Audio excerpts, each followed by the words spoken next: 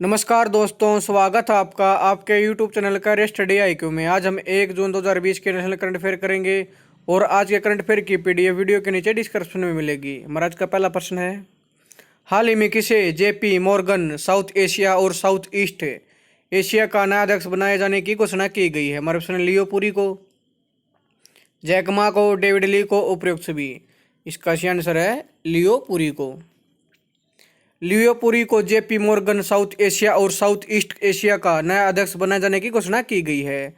वह कल्पना मोरपारिया का स्थान लेंगे, जो 2021 के पहले क्वार्टर तक अध्यक्ष के रूप में काम करेंगे। लियो पुरी इससे पहले UTI म्यूचुअल फंड के मुख्य कार्यकारी अधिकारी के रूप में कार्य कर चुके हैं।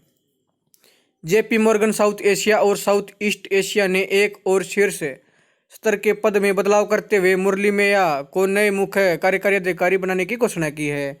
JP मॉर्गन के मुख्य कार्यकारी अधिकारी हैं जेमी डीमन। हमारा अगला प्रश्न है, हाल ही में ब्रिक्स के टैक्स प्राधिकारियों के प्रमुखों की बैठक की मेजबानी किसने की है? हमारे ऑप्शन है रूस ने, मलेशिया ने, नेपाल ने, उपरोक्त सभी। इसका सही आंसर है रूस ने। ब्राजील, रूस, भारत, चीन और दक्षिण अफ्रीका देशों के संगठन ब्रिक्स के टैक्स प्राधिकारियों के प्रमुखों की बैठक का आयोजन 29 मई को किया गया। इस बैठक की मेजबानी फेडरल टैक्स सर्विसेज ऑफ रूस द्वारा की गई थी, जिसके पास वर्तमान में ब्रिक्स कर प्राधिकारियों को कोविड-19 महामारी की प्रतिक्रिया पर चर्चा करने और कर मामलों में सहयोग के संभावित क्षेत्रों का पता लगाने का अधिकार है। इसका आयोजन बैठक मॉस्को में किया जाना था, लेकिन कोविड-19 के मद्देनजर इसे वीडियो कॉन्फ्रेंस के माध्यम से आयोजित किया गया। वित्त सचिव अजय भूषण पांडे ने इस बैठक में भारत का प्रतिनिधित्व किया। वित्त सचिव ने डिजिटलीकरण के कारण पैदा हुई कर चुनौतियों से निपटने के लिए G20 परियोजना पर चल रहे काम को भारत के समर्थन का आश्वासन देते हुए यह सुनिश्चित करने की आवश्यकताओं को रेखांकित किया कि नए कर नियम निष्पक्ष और सरल हैं। ब्रिक्स का मुख्यालय है शंघाई, चीन में। इसके अध्यक्ष हैं KV कामत और ब्रिक्स के सदस्य देश हैं ब्राजील, रूस, भारत, चीन और दक्षिण अफ्रीका। हमारा अगला प्रश्न है, हाल ही में एयरलाइन कंपनी इंडिगो का स्वतंत्र निदेशक किसे नियुक्त किया गया? हमारा ऑप्शन है वेंकटरमणी सुमत्रन, प्रियंका सहगल, सानिया सिंह, उपरोक्त सभी। इसका सही आंसर है वेंकटरमणी सुमत्रन को एयरलाइन कंपनी इंडिगो का स्वतंत्र निदेशक नियुक्त किया गया है। वह वर्तमान में चेन्नई स्थित सेलेरिस टेक्नोलॉजी के अध्यक्ष और प्रबंध निदेशक के रूप में कार्यरत है। उनकी नियुक्ति अगले 5 साल के लिए की गई है। 35 से अधिक वर्षों का अनुभव रखने वाले डॉक्टर सुमत्रन ने संयुक्त राज्य अमेरिका, यूरोप और एशिया में काम कर चुके हैं। साथ ही एक उद्योग नेता, टेक्नोक्रेट, अकादमिक और लेखक भी रहे हैं। इंडिगो एयरलाइन का मुख्यालय है गुरुग्राम, हरियाणा में। इसकी स्थापना 2006 में। मेरा अगला प्रश्न है, हाल में वर्ल्ड एथलेटिक के एंटी डोपिंग निकाय द्वारा भारत की लंबी दूरी की दाविका करणजीत कौर पर प्रतिबंधित पदार्थ का सेवन करने का टेस्ट पॉजिटिव आने के बाद कितने साल का बैन लगा दिया गया? हमारा ऑप्शन 4 साल, 5 साल, 3 साल, उपरोक्त सभी। इसका सही आंसर है 4 साल का। वर्ल्ड एथलेटिक के एंटी डोपिंग निकाय द्वारा भारत की लंबी दूर की दाविका करणजीत कौर पर प्रतिबंधित पदार्थ का सेवन करने का टेस्ट पॉजिटिव आने के बाद 4 साल का बैन लगा दिया गया है। अब उनसे टाटा स्टील कोलकाता 25 किलोग्राम में जीता गया स्वर्ण पदक वापस ले लिया जाएगा। उन पर लगा प्रतिबंध 15 दिसंबर 2019 से लागू होगा, जो कंपटीशन सैंपल कलेक्शन की तारीख है। इससे पहले उन्हें 26 जनवरी को विश्व एथलेटिक द्वारा अंतिम रूप से निलंबित कर दिया गया था। राष्ट्रीय डोप परीक्षण प्रयोगशाला को विश्व डोपिंग रोधी एजेंसी द्वारा निलंबित कर दिया गया, और जिसके कारण कौर के नमूनों का दोहा में वाडा द्वारा मान्यता प्राप्त प्रयोगशाला में टेस्ट किया गया।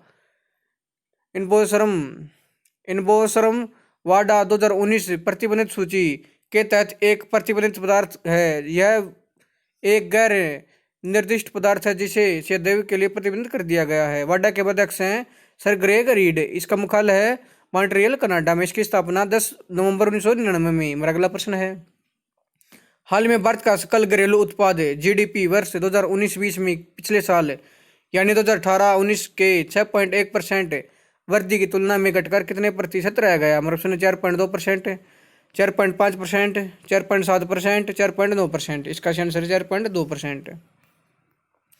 भारत सरकार के सांख्यिकी एवं कार्यक्रम क्रियान्वयन मंत्रालय के अंतर्गत आने वाले राष्ट्रीय सांख्यिकी कार्यालय ने वर्ष 2019-20 में सकल घरेलू उत्पाद जीडीपी पिछले साल यानी 2018-2019 के 6.1% वृद्धि की तुलना में घटकर 4.2% रहने का अनुमान लगाया है। यह पिछले 11 वर्षों में आई सबसे बड़ी गिरावट है। सरकार के विभिन्न स्रोतों से प्राप्त आंकड़ों के अनुसार इससे पहले वर्ष 2019-20 में भारतीय अर्थव्यवस्था में 5% की दर से वृद्धि का अनुमान लगाया गया था। वर्ष 2019-20 की चौथी तिमाही में भारत के सकल घरेलू उत्पाद जीडीपी की वृद्धि दर घटकर 3.1% रही थी, जबकि पिछले साल इसकी अवधि में वृद्धि दर 5.7% रही थी। धीमी विकास दर के कारण वास्तविक रूप से प्रति व्यक्ति आय 1 लाख रुपए के आंकड़े को पार नहीं कर पाई है। यह गिरावट उन लोगों के कारण आई जिन्होंने बैंक में रखी अपनी बचत को वापस ले लिया, जिससे बैंक में जमा ऋण में 53% की गिरावट आई। हमारा अगला प्रश्न है, हाल ही में बेजान दारूवाला का निधन कितने वर्ष की आयु में हो गया? हमारा 89 वर्ष, 90 वर्ष, 92 वर्ष, 88 वर्ष। इसका आंसर है 89 वर्ष की उम्र में। जाने माने एस्ट्रोलॉजर बेजान दारूवाला का निधन 89 वर्ष की आयु में हो गया है। उनका नाम ओपर कॉलिन्स द्वारा प्रकाशित the million man book of prophecy में पिछले 1000 वर्षों के 100 महान ज्योतिषियों में शामिल था। उनकी ज्योतिषीय भविष्यवाणी पर देश के लाखों लोगों ने उत्सुकता के साथ भरोसा किया। वह राजनीतिक, क्रिकेट, फिल्म उद्योग और फिल्मी सितारों से संबंधित भविष्यवाणी करने के लिए मशहूर थे। उनकी राजनीति और भविष्यवाणी में मोरारजी देसाई, अटल बिहारी वाजपेयी और नरेंद्र मोदी की जीत शामिल है। हमारा अगला प्रश्न है, हाल में वर्ल्ड डाइजेस्टिव हेल्थ डे कब बनाया गया? हमारा 29 मई को, 28 मई को, 25 मई को, उपरोक्त सभी। इसका आंसर है 29 मई को। हर साल 29 मई को विश्व स्तर पर वर्ल्ड डाइजेस्टिव हेल्थ डे यानी विश्व पाचन स्वास्थ्य दिवस मनाया जाता है। इसे प्रत्येक वर्ष वर्ल्ड गैस्ट्रो एट्रोलॉजी ऑर्गेनाइजेशन WGO द्वारा WGO फाउंडेशन के सहयोग से बनाया जाता है। वर्ल्ड डाइजेस्टिव हेल्थ डे 2020 के अभियान का विषय है गट माइक्रोबायोम एक ग्लोबल पर्सपेक्टिव। प्रत्येक वर्ष इस दिन को पाचन से संबंधित रोग या विकार की रोकथाम, व्यापकता, निदान, प्रबंधन और उपचार के बारे में लोगों में जागरूकता बढ़ाने के लिए एक विशेष विषय पर ध्यान केंद्रित किया जाता है। वर्ल्ड डाइजेस्टिव हेल्थ डे का इतिहास। वर्ल्ड गैस्ट्रोएंटरोलॉजी ऑर्गेनाइजेशन की स्थापना 45वीं वर्षगांठ को चयनित करने के लिए साल 2004 में पहली बार वर्ल्ड डाइजेस्टिव हेल्थ डे बनाया गया था। इस संगठन के पूरे विश्व में 100 से अधिक सोसाइटी सदस्य और 50,000 व्यक्तिगत सदस्य हैं। WGO का मुख्यालय है मिल्वॉकी, जो कि अमेरिका में। इसकी स्थापना 1958 में। हमारा अगला प्रश्न है, हाल ही में अजित जोगी का निधन कितनी वर्ष की आयु में हो गया? हमारा 74 वर्ष, 75 वर्ष, 78 वर्ष, उपरोक्त सभी। इसका आंसर है 74 वर्ष की उम्र में। छत्तीसगढ़ के पहले मुख्यमंत्री अजित जोगी का निधन 74 वर्ष की आयु में हो गया है। नौकरशाह से राजनेता बने अजित जोगी एक बड़े नेता थे जिनका लंबे समय तक राज्य की राजनीति में दबदबा रहा था। वह वर्तमान में मरवाही विधानसभा सीट से विधायक थे। छत्तीसगढ़ राज्य नवंबर 2000 में अस्तित्व में आया और नवंबर 2003 तक अजित जोगी ने छत्तीसगढ़ के पहले मुख्यमंत्री के रूप में कार्य किया था।